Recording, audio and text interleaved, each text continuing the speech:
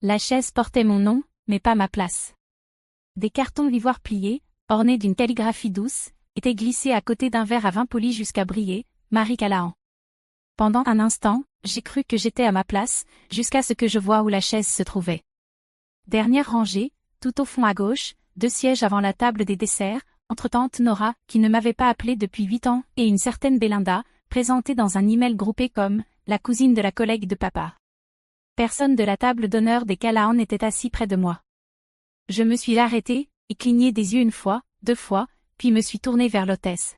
« Excusez-moi », ai-je dit doucement, puis plus fort à la femme qui disposait les cartons sous la lumière dorée des bougies. Ma mère, Denise Callahan, vêtue de mousseline couleur écume de mer et de perles comme si elle possédait le vignoble, n'avait pas l'air embarrassée, seulement légèrement agacée. « Il n'y avait que peu de place à la table d'honneur, Marie, dit-elle en lissant le devant de sa robe. On a priorisé les photos. Tu n'apparais dans aucune des récentes. Ça aurait donné un effet, 10 juin. J'ai inspiré. C'est parce que je n'ai pas été invitée aux 5 derniers événements.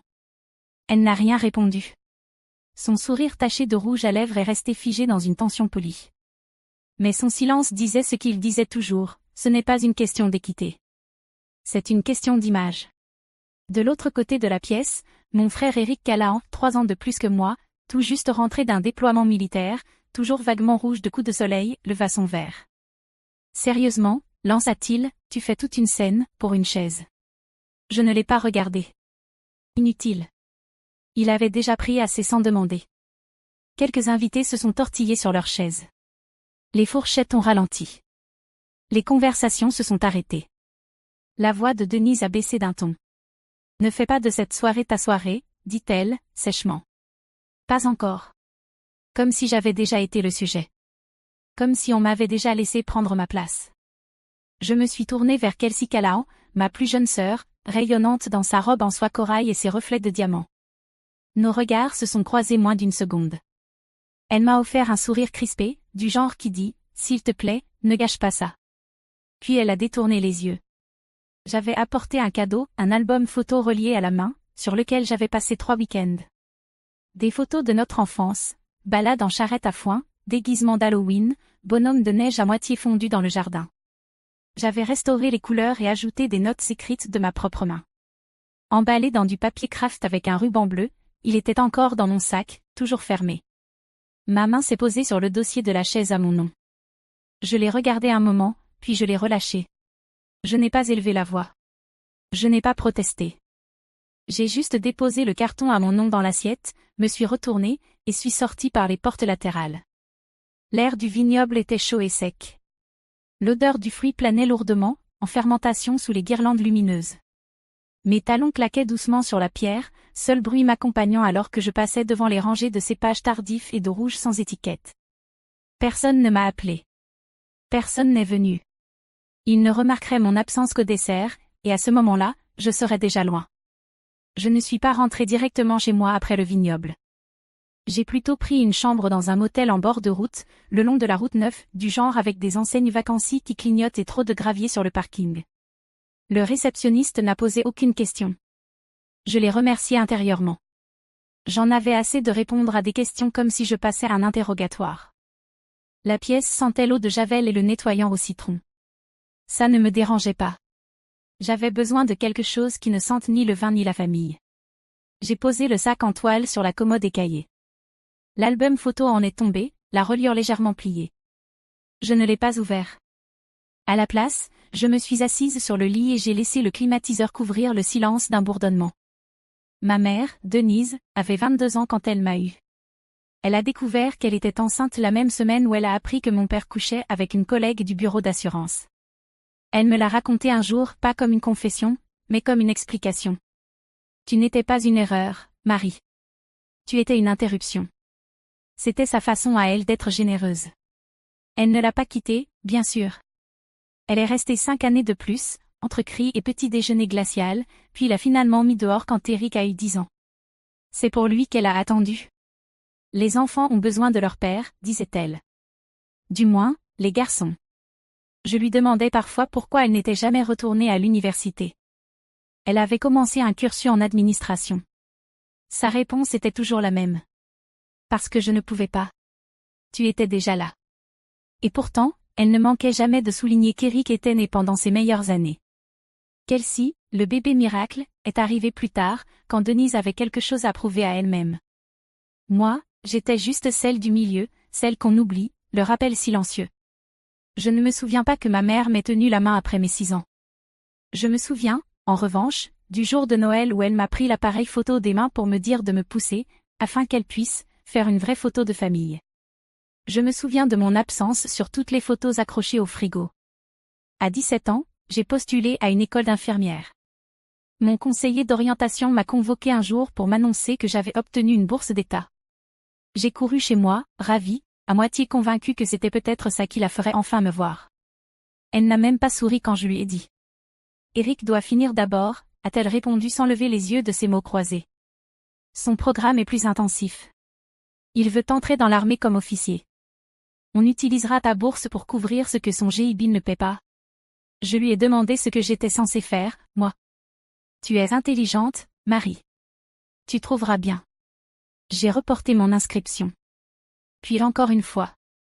Après 6 mois de petits boulots à temps partiel et de projets annulés, j'ai fait mes valises et je suis partie pour le Nevada avec une amie qui bossait dans l'hôtellerie. Je n'ai prévenu personne. Pas même Kelsey. Je faisais le service le soir et le ménage la journée. Je vivais dans une buanderie transformée en chambre pour $200 par mois. Je me disais que j'y retournerais un jour, quand j'aurais de l'argent, quand j'aurais quelque chose à leur montrer. Mais le temps a passé. Et la distance est devenue confortable. Le silence devient une drogue quand on a grandi dans un bruit qui n'était pas destiné à vous. Et pourtant, j'ai essayé. 2 ans plus tard, j'ai envoyé une carte à ma mère. Pas de message, juste une photo d'un lever de soleil d'hiver et mon adresse au dos. Elle n'a jamais répondu. Quand j'ai appelé à Noël, Denise a dit. Oh, on ne savait plus trop où tu étais ces temps-ci.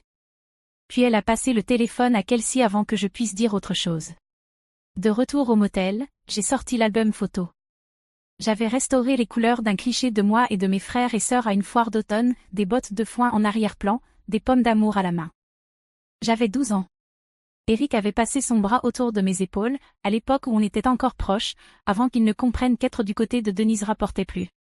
J'ai fixé la photo longtemps. Je ne me souvenais plus qui l'avait prise. J'ai appris l'existence du prêt 6 mois avant le dîner de fiançailles de Kelsey. Je venais d'obtenir un poste à temps plein à l'hôpital, passant du service de nuit à la coordination administrative. Ce n'était pas glamour, mais c'était stable. Je commençais à chercher un appartement d'une chambre, plus proche du travail. Fini le sous-sol partagé, fini la moisissure dans les conduits d'aération. J'avais assez économisé pour la caution. Pour une fois, j'avais l'impression d'avoir une longueur d'avance. Puis le coup de fil est arrivé. L'agent immobilier était poli, presque désolé. Je suis navrée, mademoiselle Callahan, mais votre score de crédit vous a classée comme défaillante. Il y a un prêt étudiant actif à votre nom. 35 000 $ en recouvrement. Prêt contracté en 2015. Je suis restée figée dans la salle de pause de l'hôpital. C'est impossible, ai-je dit. Je n'ai jamais contracté de prêt. Je ne suis jamais retournée à l'école. Mais les documents ne mentaient pas. Quand j'ai consulté le rapport ce soir-là, tout y était, mon nom, mon numéro de sécu, ma date de naissance. La demande était remplie avec des informations que seule une personne proche pouvait connaître, et tout en bas, une signature familière, des boucles cursives, trop soignées pour être les miennes. La co-signataire, Denise Callahan. Je fixais le document, puis l'impression que je tenais entre mes mains tremblantes. Mon nom avait été emprunté, tordu, puis vendu sans un mot. Je n'ai pas pleuré, pas à ce moment-là. J'ai étalé les papiers sur le sol de mon studio et je me suis assise en tailleur à côté, comme une enfant à l'heure du conte, essayant de comprendre une histoire dans laquelle je n'avais jamais eu de place. Une semaine plus tard, je suis allée chez elle. C'était un dimanche après-midi.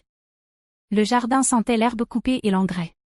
Denise est sortie avec des gants de jardinage et un sécateur à la main, les cheveux attachés dans un foulard rouge que je reconnaissais de mon enfance. Je n'ai pas haussé la voix. Je lui ai tendu la liasse de papier. C'est toi qui as fait ça? Elle les a regardés, puis m'a regardé. Son visage n'a pas bronché. J'ai fait ce qu'il fallait faire, a-t-elle dit calmement. Eric avait besoin d'aide. Il ne pouvait pas se qualifier tout seul, et toi, tu n'utilisais pas ton crédit. J'ai cligné des yeux. Tu as contracté un prêt à mon nom. J'ai co-signé, a-t-elle répondu, comme si ça changeait tout. Ce n'est pas du vol. C'est la famille. J'ai fait des sacrifices pour vous tous. Tu crois que j'avais le choix quand j'ai quitté mon travail après que ton père soit parti? Tu n'étais pas la seule à avoir perdu quelque chose. Je n'ai rien perdu, ai-je dit. Tu ne m'as jamais rien donné. Elle a froncé les sourcils. Ne sois pas dramatique, Marie. On t'a aidé quand tu en avais besoin. Quand, ai-je demandé, plus doucement. À quel moment m'as-tu aidé?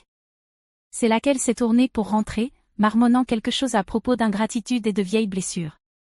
Je suis restée 1 minute de plus dans son allée, respirant fort, sentant la chaleur du soleil me taper dans le dos. Puis j'ai fait demi-tour, marché jusqu'à ma voiture, et suis partie sans regarder dans le rétroviseur.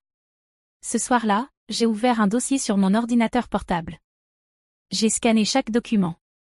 J'ai sauvegardé chaque capture d'écran, les anciens textos d'Eric, mon rapport de crédit, même un rappel de calendrier du jour où j'ai découvert la vérité. Et j'ai enregistré un mémo vocal, juste ma voix, décrivant la conversation mot à mot avant qu'elle ne s'efface. Je ne savais pas encore ce que j'allais en faire. Mais je savais, pour la première fois, que je ne pouvais plus attendre que quelqu'un d'autre règle ça. Pas Kelsey, pas Eric, et certainement pas ma mère. C'était le moment où j'ai cessé d'espérer des excuses. C'était le moment où j'ai commencé à me préparer à dire la vérité. Je n'ai pas envoyé le dossier à ma mère. Je ne l'ai pas envoyé à Eric non plus. Je l'ai envoyé à Marcus Owens, le fiancé de Kelsey, 2 semaines avant le dîner de fiançailles. Je n'avais rencontré Marcus que 2 fois. La première, c'était à un barbecue dans le jardin, l'automne dernier, quand il avait discrètement replié les chaises en fin de soirée sans qu'on le lui demande. Il m'avait offert une assiette de brownie fait par quelqu'un d'autre, puis était resté debout, les mains dans les poches, pendant que le reste de la famille faisait semblant de ne pas voir que j'étais seule au fond du jardin.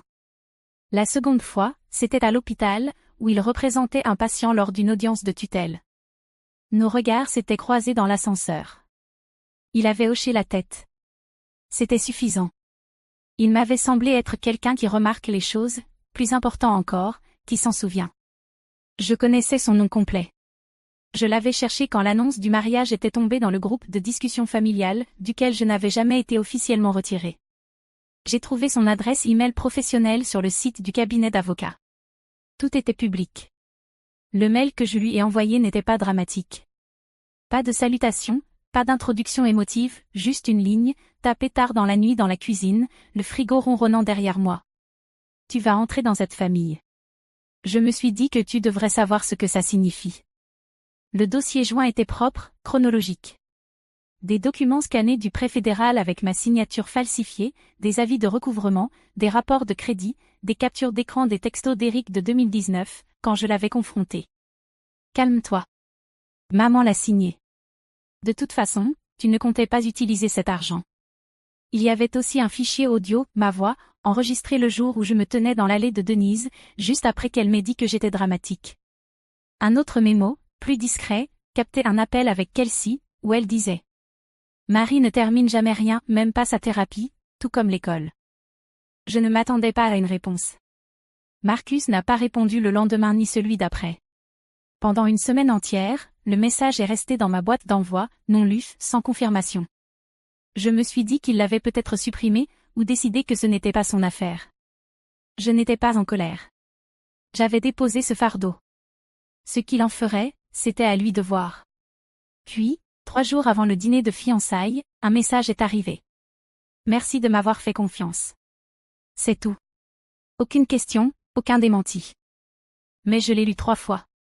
Les mots étaient discrets, mais ne sonnaient pas creux. Je ne savais toujours pas ce qu'il ferait. Honnêtement, je ne m'attendais à rien. Mais j'avais confié la vérité à quelqu'un dont il n'avait pas encore appris à ignorer la voix. Au dîner, je l'ai observé attentivement. Il bougeait avec le même calme habituel, il a aidé Kelsey à s'asseoir, servi du vin à Denise, et même ri quand Eric a fait une blague sur les mariages à l'étranger. Mais son corps se penchait légèrement en arrière. Sa main flottait au-dessus de l'épaule de Kelsey sans jamais s'y poser.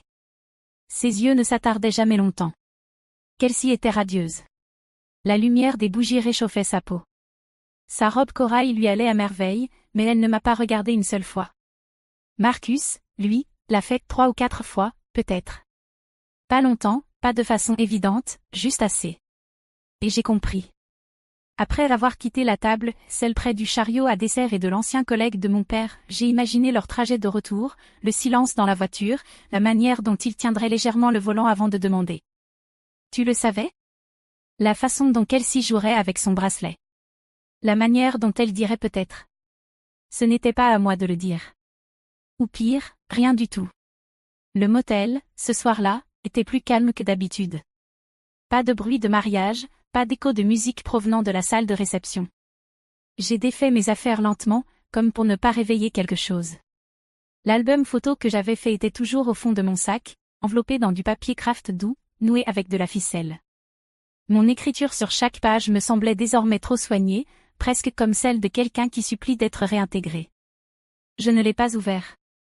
Je l'ai juste tenu un moment, puis je l'ai glissé sous mon carnet. Tout n'a pas besoin d'être confronté. Certaines vérités n'ont besoin que d'être entendues par quelqu'un qui les portera, même s'il ne les répète jamais. Marcus avait vu. Et cela suffisait. C'était la première fois depuis des années que la vérité ne semblait plus être un fardeau uniquement à moi. Je n'ai pas été invitée au brunch familial. Kelsey a posté une photo ce matin-là, un cliché artistique de mimosa, de tulipes pâles et de nappes couleur crème. La légende disait. Reconnaissante. Je me suis assise dans un dîner de l'autre côté de la ville, tournant lentement ma cuillère dans un café tiède, sachant déjà que ça ne durerait pas. En début d'après-midi, les messages ont commencé à arriver. Le premier venait de tante Nora. Que s'est-il passé? Pourquoi aurait-il fait ça aujourd'hui? Puis d'Eric. Tu trouves ça drôle? Tu es vraiment malade. Et enfin de ma mère. Il faut qu'on parle. Ça ne peut pas être vrai. Je n'ai répondu à aucun d'eux. Plus tard, j'ai appris ce que Marcus avait fait. Il était arrivé au brunch en avance, bien habillé, calme, impeccable. Sans annonce, sans drame. Il avait attendu que tout le monde soit assis, serviette sur les genoux, fourchette levée vers la quiche. Puis, il avait posé un dossier sur la table, l'avait ouvert lentement et avait parlé d'une voix claire. Avant qu'on finalise les contrats ou la liste des invités, il y a quelque chose que je dois clarifier. Denise, tu as signé un prêt fédéral en utilisant l'identité de Marie. Eric, tu as utilisé cet argent pour acheter une propriété. Aucun de vous ne l'a informé ni remboursé. Kelsey, tu étais au courant. Personne n'a bougé. Pas au début. Puis Denise a dit que c'était un malentendu, qu'elle avait tous les droits d'aider ses enfants. Eric a parlé d'histoires anciennes, a dit que Marie ressortait tout ça pour gâcher la journée. Kelsey a pleuré. Mais Marcus n'a pas élevé la voix. Il a simplement refermé le dossier et s'est levé. Je ne peux pas épouser une famille qui appelle le vol de la loyauté et le silence de l'amour. Il a laissé sa bague sur la table et est parti sans se retourner. Je l'imaginais figé, Denise, Eric rouge de colère, Kelsey avec du mascara qui coulait. Et puis j'ai pensé au cadeau que je n'ai jamais offert, toujours dans mon sac de motel, intact. Mon nouvel appartement était petit. 2e étage, pas d'ascenseur, mais propre. Les fenêtres donnaient à l'est, et le matin, la lumière entrait douce et dorée, comme si elle n'avait nulle part ailleurs où aller. J'ai emménagé 2 jours après le brunch. Personne ne s'est proposé pour m'aider. Je n'ai rien demandé. Il y avait un chèque plié dans ma boîte aux lettres, l'écriture de Kelsey sur l'enveloppe. À l'intérieur, la moitié de l'argent du fonds de fiançailles. Pas de mots, juste une phrase griffonnée au crayon, j'aurais dû dire quelque chose. Je suis désolée. Je ne l'ai pas encaissé. Je l'ai rangé dans le même tiroir que l'album photo. Parfois, je l'ouvre juste pour voir si l'encre s'est effacée. Elle ne s'est jamais effacée. Eric a envoyé un texto, tu as tout gâché. Je l'ai lu sans émotion. Il ne restait plus rien à gâcher. Tout avait été détruit bien avant moi. Ma mère a envoyé un email avec pour objet, clarifier. Dans le message, elle écrivait, je n'ai jamais voulu que ça aille si loin. On voulait juste aider Eric à démarrer. Je pensais que tu comprendrais. Je n'ai pas répondu. Pas parce que je n'avais rien à dire, mais parce que j'ai enfin compris que le silence pouvait être une forme de réponse. Cette semaine-là, j'ai acheté un cahier à spirale bon marché et j'ai commencé à écrire. Pas sur eux, mais sur moi. Mes mains, ma voix, ce dont je me souvenais quand plus personne ne parlait. Tous les soirs, je rentrais à pied par le long chemin, en passant devant le fleuriste qui vendait des roses abîmées à $1 la tige, devant la supérette qui se souvenait de mon prénom. Pour la première fois depuis des années, mon prénom me semblait être quelque chose que je pouvais dire à voix haute sans grimacer. Une semaine plus tard, je suis passée devant une boutique de robes de mariée en revenant de la pharmacie. Une nouvelle vitrine avait été installée, manches en dentelle, voile perlé, un mannequin figé en plein tourbillon. Je me suis arrêtée juste assez longtemps pour sentir la douleur dans ma poitrine. Puis j'ai continué à marcher. Je ne sais pas ce qu'il est advenu de l'acompte versé à la salle de mariage. Je ne sais pas si Denise a blâmé Kelsey ou si Eric a jamais reparu. Je ne demande pas.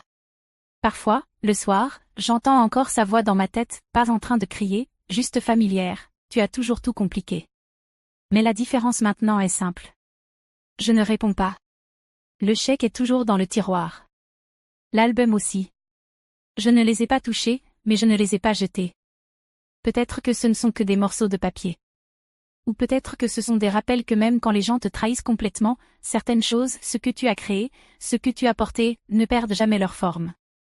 Je marche tous les jours, désormais. J'écris. J'arrose un plant de basilic qui essaie de mourir. Je ris devant des séries nulles et j'apprends à aimer le silence. Je n'ai bloqué personne. Je ne leur ai pas pardonné non plus. Certaines histoires n'ont pas besoin de conclusion. Juste de distance. Et la mienne en a enfin. Si ton absence a déjà parlé plus fort que ta présence, alors sache que moi aussi, j'étais là.